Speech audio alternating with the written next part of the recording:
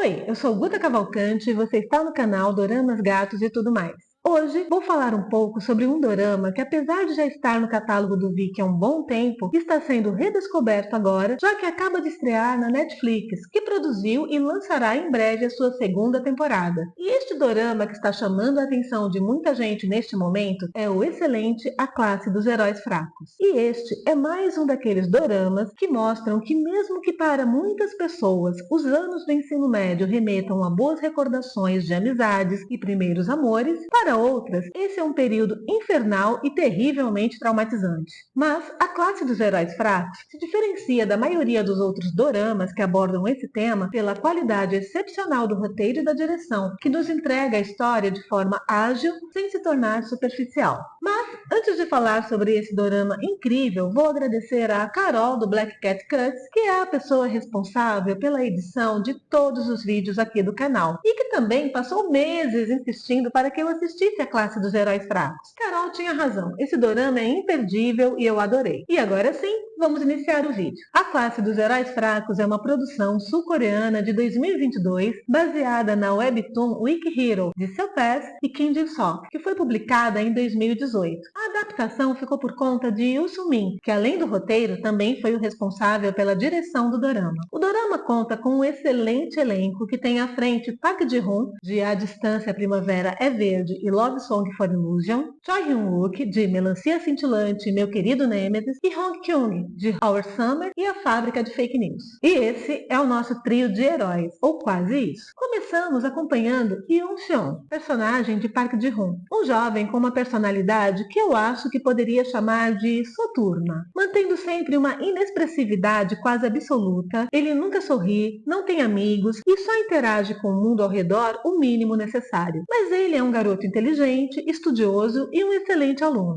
Seus pais são divorciados e ele mora com o pai, que passa muito tempo fora em viagens de trabalho. E seu contato com a mãe é quase inexistente, basicamente restringindo as aulas que ela ministra online e Seon costuma acompanhar, e um eventual jantar. Sua vida manteria essa rotina entediante, depressiva, porém calma, se a sua total passividade não tivesse incomodado a turma dos valentões da sua sala de aula, que ficam inconformados com o fato de ele simplesmente ignorar as suas provocações. Então, eles decidem atingi-lo na única coisa que parece ter importância para Seon, suas notas. Para isso, eles usam um aluno que acabou de ser transferido de outra escola, o Byung-sok, um jovem tímido e bastante assustado, que sofria bullying na escola anterior. Filho de um político importante, que mantém uma aparência simpática e calorosa, estando sempre envolvido com políticas para a melhoria da educação, mas que na verdade é um homem bem arrogante, que adotou o Byung-sok apenas para ficar bem diante da opinião pública, mas que se decepcionou muito com a personalidade fraca e temerosa do garoto e frequentemente expressa sua decepção através da violência. Então, é esse jovem tão assustado que acaba sendo obrigado pelo líder dos valentões, Jung Hyun-bin, a colocar um adesivo de fentanil no pescoço de Seon na hora de uma importante prova. Claro que, sentindo os efeitos da droga, Seon fica incapacitado de se sair bem no teste. Porém, ele rapidamente descobre o que aconteceu, e se os valentões queriam tirar Seon de sua letargia habitual, parabéns para eles. Alcançaram seu objetivo com louvor, e a reação de Seon é uma das minhas cenas favoritas desse dorama, e acontece logo no final do primeiro episódio, deixando bem claro o tom que a obra vai seguir até o final. Quando Seon se levanta de seu lugar, segurando sua caneta, que é basicamente a sua assinatura de psicopata, e caminha rumo ao fundo da sala com os olhos fixos em Hyun-bin e fazendo seus cálculos mentais sobre velocidade, força e essas coisas. Que momento incrível! E quando ele fura a mão de um dos valentões com a caneta, enquanto acerta a cabeça de Hyun-bin com o livro que pegou de outro aluno, que sequência perfeita! E então ele enrola a cabeça de Hyun-bin na cortina e continua batendo com o livro, com a clara intenção de esmagar a cabeça do garoto. E nesse momento de fúria, Seon poderia ter realmente matado o rapaz se não fosse a intervenção de An Soo-ho, interpretado por Choi Hyun-wook, e disparado o melhor personagem de A Classe dos Heróis Fracos.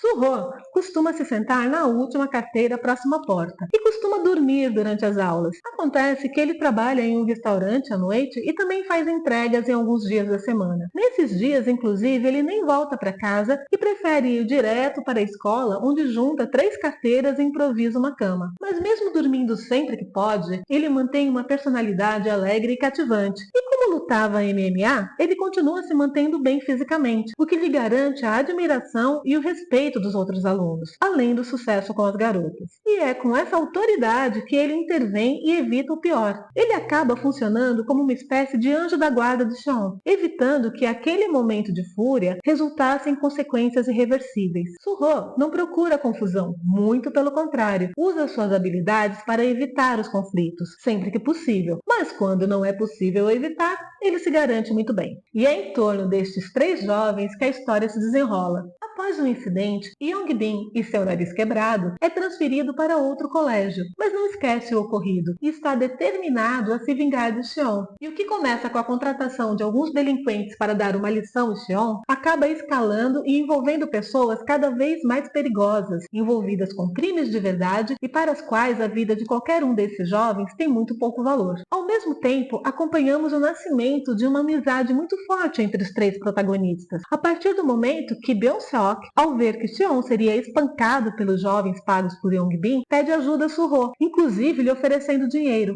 E é assim que Suho novamente salva Xion. E após Byung-seok pedir desculpas a Xion, eles acabam se tornando inseparáveis, mesmo tendo grandes diferenças de personalidades e de experiências de vida entre eles. E a união entre esses jovens é fundamental para enfrentar os fatos que se seguem, quando os resultados do que poderia ser apenas um desentendimento entre alunos faz com que eles tenham suas vidas literalmente ameaçadas por bandidos, uma verdadeira máfia. E a forma como cada um deles reage ao resultado desse enfrentamento gera consequências inesperadas, revoltantes e verdadeiramente trágicas. Porque por mais que existam momentos de alívio nessa história, eles são breves e instáveis, seja pelo fato de eles estarem lidando com problemas com os quais eles ainda não têm a capacidade de lidar, ou pelo fato de um deles ter uma personalidade deplorável, seja porque a violência familiar quebrou sua alma ou porque, na verdade, ele é uma pessoa ruim, invejosa, insegura e covarde. Enfim, seja como for, essa história é uma sequência de socos no estômago, mas não de forma gratuita, a violência pela violência. Não. É uma história densa sobre crescimento, decepções e amizades. E mesmo que o final não seja propriamente feliz, nem perto disso, é um final compreensível, de acordo com a realidade em que vivemos, onde os pais não conhecem de verdade seus filhos, os professores já não detêm uma autoridade sólida e a escola não é mais um local tão seguro assim. E olha que estamos falando da Coreia do Sul. E os jovens têm acesso a um mundo que eles não têm a menor capacidade para entender e muito menos controlar. Ainda assim, por mais melancólico que seja esse mundo, o dorama é absolutamente incrível. Talvez o melhor que eu vi nesse gênero e muito bem realizado.